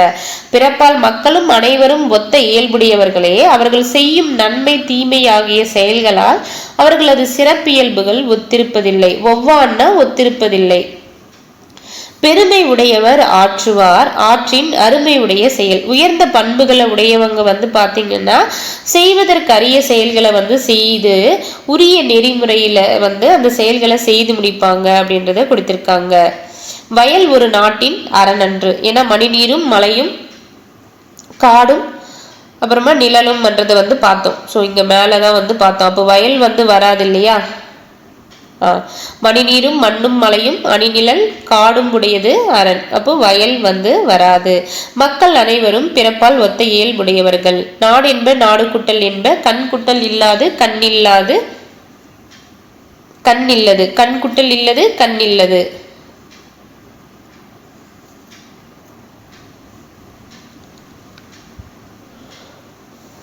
ஊமை அணி வந்து எதுல பயின்று வந்திருக்குன்னா, வினையான் வினையாக்கி கோடல் தனைகவுள் யானையால் யானையாய் தற்று. ஸோ இந்த பிக்சர் கொடுத்துட்டு பொருந்தக்கூடிய குரலை வந்து கேட்டிருக்காங்க. மணிநீரும் மண்ணும் மலையும் அணிநிழல் காடும் உடையது அரண், உருபசியும் ஓவா பிணியும் சிறுபகையும் சேராது இயல்வது நாடு. அடுத்த இயல் வந்து மலைப்பொழிவு என்ற தலைப்பின் கீழே கண்ணதாசன் அவர்களுடைய பாடல் வரிகள் வந்து கொடுத்திருக்காங்க. சாந்தம் உடையோர் பேரு பெற்றோர் என தத்துவம் சொன்னார். யாரு? கண்ணதாசன் வந்து சொல்றாரு. சாந்தம், அமைதி இருக்கிறவங்க. இந்த தாரணி முழுவதும் அவர்களுக்கு உரியது, தலைவர்கள் அவர் என்றார். மாந்தரின் வாழ்வில் தேவைப்படுவது சாந்தம்தான் என்றார். அது மண்ணையும் ஆளும் விண்ணையும் ஆளும் மகத்துவம் பார் என்றார். ஜாதிகளாலும் வேதங்களாலும் தள்ளாடும் உலகம், அது தர்மம் ஒன்றே நம்பிய பிறகே அடங்கிவிடும் கலகம். ஓதும் பொருளாதாரம் தனிலும் உன்னத அறம் வேண்டும், புவி உயர்வும் தாழ்வும் இல்லாதான வாழ்வினை பெற வேண்டும். இரக்கம் உடையோர் பேறு பெற்றோர் என இயேசுபிரான் சொன்னார். அவர் இரக்கம் காட்டி இரக்கத்தை பெறுவர், இதுதான் பரிசு என்றார். வாயும் வயிறும் ஆசையில் விழுந்தால் வாழ்க்கை பாலைவனம், அவர் தூய மனதில் வாழ நினைத்தால் எல்லாம் சோலைவனம். தமையும் பாட்டி பிறரையும் பாட்டும் சண்டை சச்சரவு, தினம் தன்னாடு என்றும் பிறர் நாடு என்றும் பேசும் பொய்யுறவு. இமைக்கும் போதில் ஆயிரம் போட்டி, எத்தனை வீண் கனவு, தினம் இவை இல்லாத அமைதிகள் செய்தால் இதயம் மலையளவு அப்படின்ட்டு யார் சொல்லியிருக்காருன்னா கண்ணதாசன் அவர்கள் வந்து சொல்லியிருக்காரு. சாந்தம் அண்ணா அமைதி, மகத்துவம் அண்ணா சிறப்பு, பேதங்கள் அண்ணா வேறுபாடுகள், தாரணி அண்ணா உலகம், தத்துவம் அண்ணா உண்மை, இரக்கம் அண்ணா கருணை. கண்ணதாசன் அவர்களுடைய இயற்பெயர் வந்து பாத்தீங்கன்னா முத்தையா. இவரை வந்து கவியரசி என்ற சிறப்பு பெயராலும் வந்து அழைப்பாங்க. சேம் டைம் வந்து பாத்தீங்கன்னா கண்ணதாசன் வந்து தமிழ் அரசவை கவிஞராகவும் வந்து இருந்திருக்காரு. ஏராளமான திரைப்பாடல்களையும் வந்து ஏற்றிருக்காரு. இயேசுவின் வாழ்க்கை வரலாற்றையும் அவரது அறிவுரைகளையும் கூறும் நூல் எதுன்னா இயேசு காவியம். இந்த இயேசு காவியம் இயற்றியவர் யாருன்னா கண்ணதாசன். ஸோ நம்மளுக்கு கொடுத்திருக்கக்கூடிய பாடல் வரிகள் வந்து இயேசு காவியம் என்ற நூல்ல மலைப்பொழிவு என்ற பகுதியிலிருந்து பாடல்களை வந்து கொடுத்திருக்காங்க. மனித வாழ்க்கையில் தேவைப்படுவதாக இயேசுநாதர் கூறுவது எதன்னா பொறுமை. சாந்த குணம் உடையவர்கள் வந்து உலகம் முழுவதையும் வந்து பெறுவாங்க. மலையளவு மலை குட்டல் அளவு, தன்னாடு தன் குட்டல் நாடு, இவை குட்டல் இல்லாது இவை இல்லாது. சாந்தம் அமைதி மகத்துவம் சிறப்பு, தாரணி உலகம் இரக்கம் கருணை. தன்னை அறிதல். சே பிருந்தா அவர்கள் வந்து பாடல் வரிகளை வந்து ஏற்றிருக்காங்க. அன்றைக்குத்தான் அம்மா காக்காவிற்கு அது குயில் குஞ்சு என்று தெரிந்த பிறகு இனிமேல் நாம் சேர்ந்து வாழ முடியாது, போய்விடு என்றது. பாவம் குயில் குஞ்சு, அது எங்கு போகும், அதுக்கு என்ன தெரியும், அது எப்படி வாழும். குயில் குஞ்சும் எவ்வளவோ கெஞ்சி பார்த்தது, அம்மா காக்கா கேட்கவில்லை, கிளம்பி போக சொல்லிவிட்டது. குயில் குஞ்சால் அம்மா காக்காவை பிரிய முடியவில்லை, அதுவும் அந்த மரத்திலேயே வாழ ஆரம்பித்தது. அம்மா காக்காவை போல கா என்று அழைக்க முயற்சி செய்தது, ஆனால் அதற்கு சரியாக வரவில்லை. அதற்கு கூடு கட்ட தெரியாது, பாவம் சிறிய பறவைதானே. கூடு கட்ட அதற்கு யாரும் சொல்லி தரவும் இல்லை. அம்மா அப்பா இல்லை, தோழர்களும் இல்லை. குளிரில் நடுங்கியது, மழையில் ஒடுங்கியது, வெயிலில் காய்ந்தது. அதற்கு பசித்தது, தானே இறை தேட தொடங்கியது. வாழ்க்கை எப்படியும் அதை வாழ பழக்கிவிட்டது. ஒரு விடியலில் குயில் குஞ்சு கூ என்று கூவியது. அன்று தான் ஒரு குயில் என்று கண்டு கொண்டது. இந்த பாடல் வரிகளை ஏற்றியவங்க யாருன்னா சே பிருந்தா அவர்கள் வந்து ஏற்றிருக்காங்க. இவங்க வந்து ஒரு புகழ்பெற்ற பெண் கவிஞர்கள் ஒருவர் தான் வந்து சே பிருந்தா. இவங்க இயற்றிய கவிதை நூல்கள் வந்து பார்த்தீங்கன்னா மலை பற்றிய பகிர்த்தல்கள், வீடு முழுக்க வானம், மகளுக்கு சொன்ன கதை. ஸோ நம்மளுக்கு கொடுத்திருக்கக்கூடிய பாடல் வரிகள் வந்து மகளுக்கு சொன்ன கதை என்ற நூல்ல இருந்து கொடுத்திருக்காங்க. கூடு கட்ட தெரியாத பறவை எதன்னா குயில், தான் ஒரு தான் குட்டல் ஒரு. அடுத்து வந்து கண்ணியமிகு தலைவர் காய்தே மில்லத் பத்தி கொடுத்திருக்காங்க. இவரை கண்ணியமிகு தலைவர் அப்படின்னு குறிப்பிடுவாங்க. இந்த இமேஜ்ல இருக்கிறவர் தான். இவர் திருச்சியில வந்து தூய வளனார் கல்லூரியில வந்து படிச்சுட்டு இருக்காரு. அப்போதான் வந்து காந்தியடிகள் வந்து ஒத்துழையாமை இயக்கத்தை வந்து 1920 ஆகஸ்ட் 1 வந்து ஸ்டார்ட் பண்ணியிருப்பாரு இல்லையா. அவர் வந்து ஸ்டார்ட் பண்ணிட்டு இளைஞர்கள் எல்லாம் வந்து கலந்துக்கணும் அப்படின்ட்டு அறிவித்திருப்பாரு. ஸோ காந்தியடிகளின் வேண்டுகோள் வந்து இவருக்குள்ளன்னா இந்த காய்தே மில்லத் அவருக்குள்ள வந்து தீராத விடுதலை வேட்கையை ஏற்படுத்தியது என்றதை கொடுத்திருக்காங்க. சேம் டைம் வந்து இவர் வந்து பாத்தீங்கன்னா மணக்குடை வாங்கும் திருமணங்கள்ல கலந்து கொள்ள மாட்டேன் அப்படின்ட்டு வெளிப்படையாகவே வந்து அறிவிக்கவும் செஞ்சிருக்காரு. இவருடைய அலுவலகத்துல வந்து இவருடைய சொந்த பணிகளுக்காக ஒரு அஞ்சல் வில்லையை கூட அவர் வந்து பயன்படுத்தலன்றதையும் கொடுத்திருக்காங்க. இந்தியா விடுதலை பெற்ற பிறகு ஆட்சி மொழி வந்து தேர்வது தொடர்பான கூட்டம் வந்து எங்க நடைபெறுதுன்னா நாடாளுமன்றத்துல வந்து நடைபெறுது. அதுல ஒரு சிலர் வந்து என்ன சொல்றாங்கன்னா, மக்கள் அதிகமா பேசக்கூடிய மொழி எதுவோ அதை ஆட்சி மொழியாக ஆக்கணும் அப்படின்னு சொல்றாங்க. ஒரு சிலர் வந்து பழமையான மொழியை வந்து ஆட்சி மொழியா ஆக்கணும் அப்படின்னு சொல்றாங்க. அப்போ வந்து காயிதே மில்லத் அவர்கள் வந்து சொல்றாங்க, பழமையான மொழி அப்படின்னா அது வந்து தமிழ் மொழி தான், அப்போ தமிழ் மொழியை தான் ஆட்சி மொழி ஆக்கணும் அப்படின்ட்டு கூறியிருப்பாரு.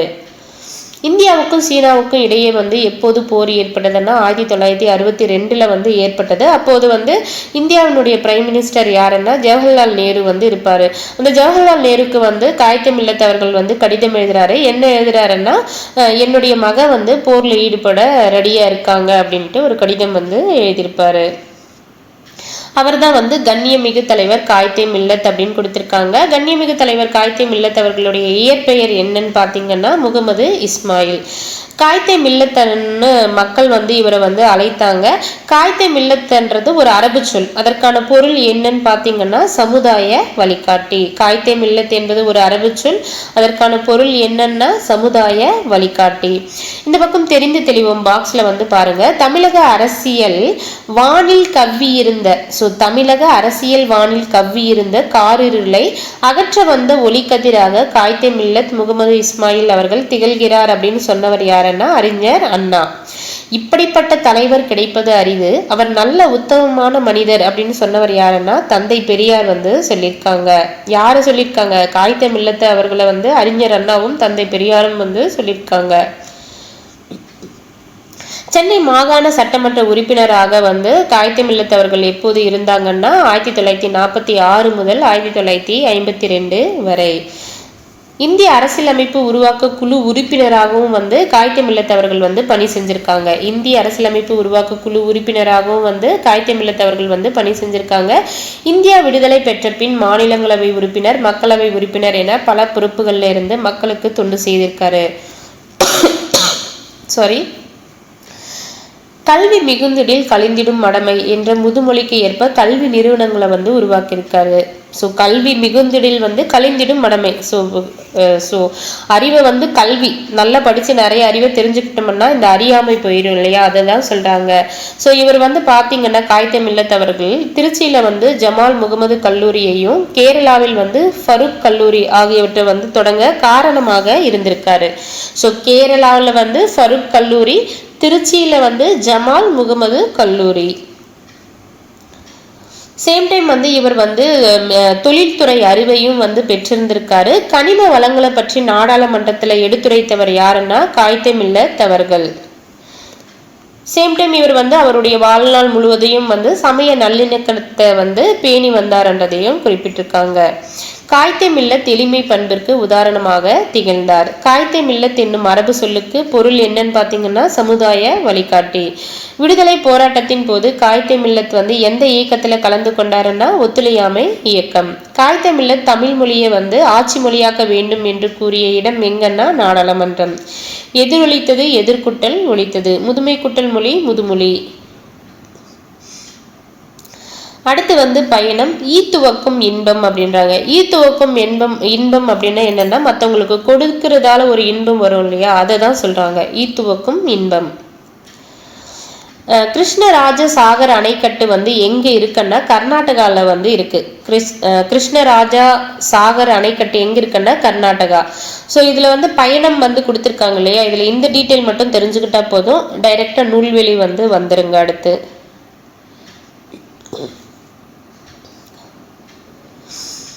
பா வண்ணன் அவர்கள் வந்து பார்த்தீங்கன்னா பல வடிவங்களில் வந்து எழுதியிருக்காங்க. இலக்கியங்களில் கன்னட மொழியிலிருந்து பல நூல்களில் வந்து தமிழ் மொழிபெயர்த்திருக்காரு. ஸோ பா வண்ணன் அவர்கள் வந்து எந்த மொழியிலிருந்து பல நூல்களை வந்து தமிழில் மொழிபெயர்த்திருக்காருன்னா கன்னட மொழியிலிருந்து.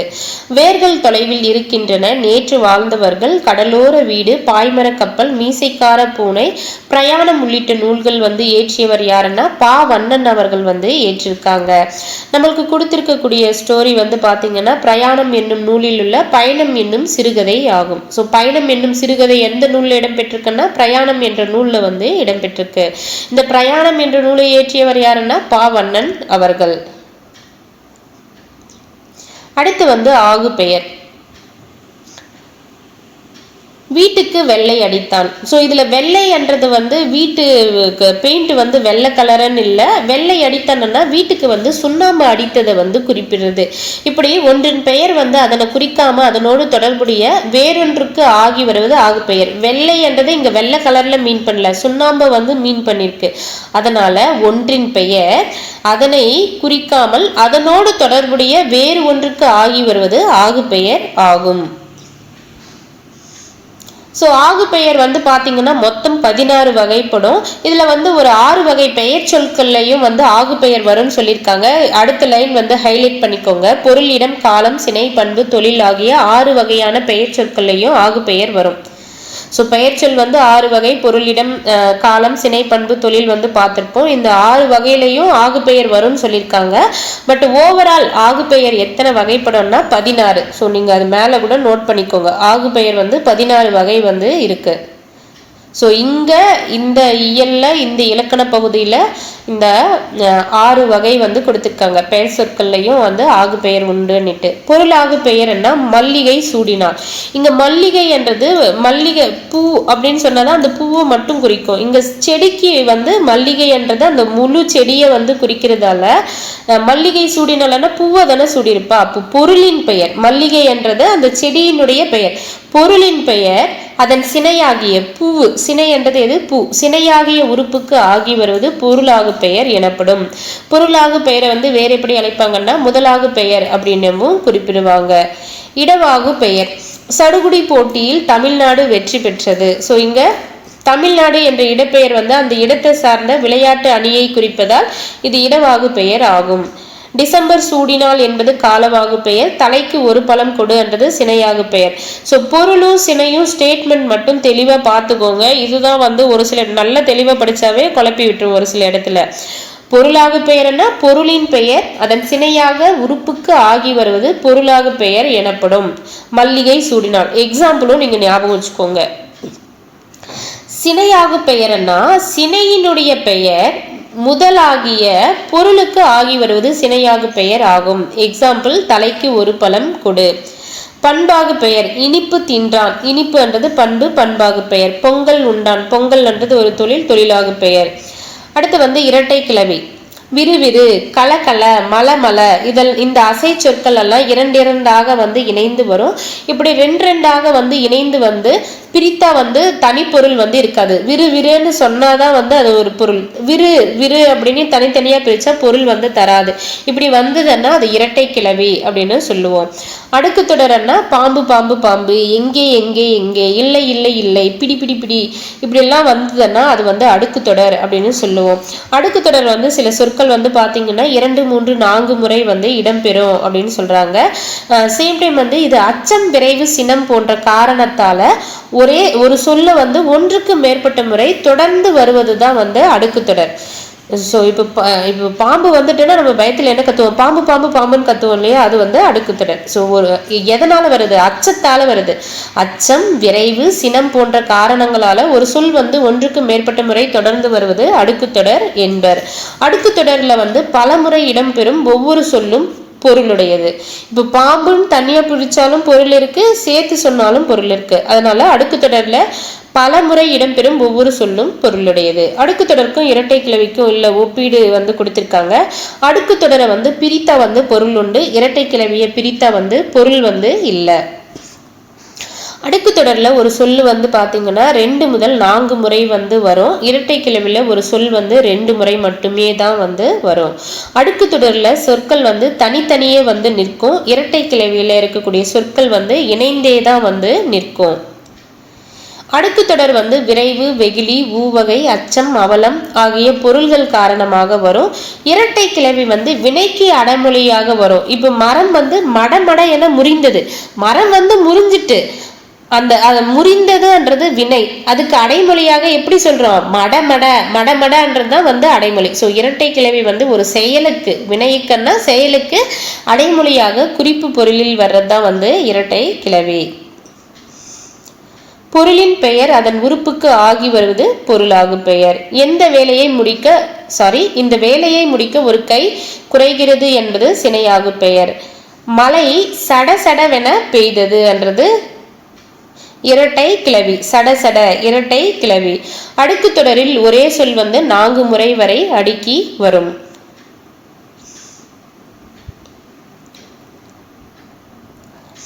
நூலகத்தில் இருப்பவை நூல்கள், நூல்கள் நிறைந்துள்ள இடம் நூலகம். உலக பொதுமறை வந்து திருக்குறள், புரட்சி கவிஞர் வந்து பாரதிதாசன். முனைப்பாடியார் இயற்றியது அறநெறிச்சாரம், நீதிநெறி விளக்கம் பாடியவர் குமரகுருபரர். குற்றால மலைவளத்தை கூறும் நூல் வந்து குற்றால குறவஞ்சி, சுரத்தா என்பதன் விரிவாக்கம் வந்து சுப்புரத்தின தாசன். குற்றால குறவஞ்சி பாடியவர் திருகூட ராசப்ப கவிராயர். ஸோ இங்கே எக்ஸாம்பிள் வந்து கொடுத்துருக்காங்க பாருங்க. மழை வந்து சட சடவென பெய்தது. அடுத்து பறவைகள் வந்து படப்பட என பறந்தது. படப்பட கேப்பே வரக்கூடாது. அடுத்து ரயில் வந்து தட தட என ஓடியது. மரம் வந்து மடமட என முறிந்தது. அந்த மடமட அது கேப்பு வரக்கூடாது. ஸோ இரட்டை கிளவி வந்து இடைவெளி வந்து இல்லாமல் இணைந்தே தான் வந்து வரும். அது வந்து பார்த்துக்கோங்க. அடுத்து இது தெரிஞ்சுக்கோங்க. உடுத்தி இருக்கும் ஆடையில வந்து சடனா தீ பிடிச்சதுன்னா நம்ம என்ன பண்ணணும்? தரையில படுத்து உருளும். அப்போதான் அந்த தீ வந்து அணையும். தீக்காயம் பட்ட இடத்தை உடனடியாக என்ன பண்ணணும்னா தண்ணீரை கொண்டு குளிர வைக்க வேண்டும். தீக்காயம் நம்மளுக்கு பட்டுட்டு அப்படின்னா அந்த தீக்காயம் ஏற்பட்ட இடத்துல வந்து எண்ணெய் உள்ள இடத்துல வந்து தீ வந்து பட்டுட்டு தீ எரியுது. ஸோ எண்ணெய் வந்து அங்கே இருக்கு. அந்த எண்ணெயில வந்து ஃபயர் ஆயிட்டு அப்படின்னா நம்ம வந்து அதில் தண்ணி வந்து ஊற்றக்கூடாதுன்றது சொல்லியிருக்காங்க. அப்படி எண்ணெய் இருக்கிற இடத்துல ஃபயர் ஆனால் நம்ம தண்ணி ஊற்றினா இன்னும் கொஞ்சம் அதிகமாக வேகமாக வந்து அது எரிய ஆரம்பிக்கும். தீக்காயம் பட்ட இடத்தில் எண்ணெய், பேனாமை போன்றவற்றை தடவக்கூடாது. ஸோ தீக்காயம் பட்டுட்டா எண்ணெயோ பேனாமையோ போடக்கூடாது. கலைச்சொல் அறிவும். சமயம் என்ன ரிலீஜியன், எளிமை என்ன சிம்பிளிசிட்டி, ஈகை என்ன சேரிட்டி, கண்ணியம் என்ன டிக்னிட்டி, கொள்கை என்ன டாக்ட்ரைன், தத்துவம் என்ன பிலாசபி, நேர்மை என்ன இன்டெகிரிட்டி, வாய்மை என்ன சின்சியாரிட்டி, உபதேசம் என்ன பிரியாச்சிங், வானியல் என்ன அஸ்ட்ரானமி. அவ்வளோதாங்க. இதோட வந்து இந்த டேர்ம் வந்து 7th வந்து முடியுது. தேங்க்யூ.